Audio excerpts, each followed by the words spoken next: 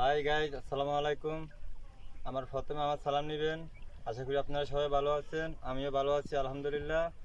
এখানে আসলে বন্যা আসলে কিছু না, কোনো আশঙ্কা নাই, বাট আমরা দেখছি সব পরিস্থিতি আলহামদুলিল্লাহ ভালো।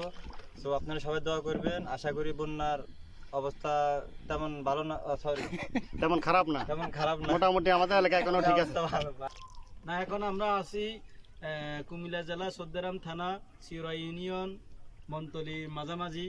তো আমরা বন্যা ক্ষতিগ্রস্ত যারা আছে বা দেখতে আসছি ভিজিটে, তবে এখানে ওই ধরনের কিছু সমস্যা হয় নাই। আর আমরা সবসময় সচ্ছল ছিলাম এবং আছি। ভবিষ্যতে যদি এই ধরনের কোনো ঘটনা ঘটে ইনশাআল্লাহ আমরা আমরা থাকবো চেষ্টা ইনশাআল্লাহ। করব সবাইকে যেন ভালো রাখা যায় ইনশাআল্লাহ। সবাই দোয়া করুন আমাদের জন্য। ভালো থাকবেন, আমাদের জন্য দোয়া করবেন। আসসালামু আলাইকুম ওয়া রাহমাতুল্লাহ। দর্শক, এই মুহূর্তে আছে আমাদের মাঝি সুমন। সকাল থেকে অনেক কষ্ট করতেছে, শুধু ঘুরে ঘুরে দেখতেছি আমরা কি কে কেমন আছে এলাকার লোকজন। সুমন, কিছু বলো? আমরা আছি এই মুহূর্তে কুমিল্লা 14 গ্রাম নাঙ্গলকোটের মাঝামাঝি। দেখুন, পানি যেদিকে তাকায় সেদিকে পানি। ইনশাল্লাহ এদিকে এখনো কোনো ক্ষতি হয় নাই। হওয়ার সম্ভাবনা ছিল, টানা 2 দিন বৃষ্টি বন্ধ হওয়ার কারণে আমাদের এদিকে মোটামুটি নর্মাল আছে।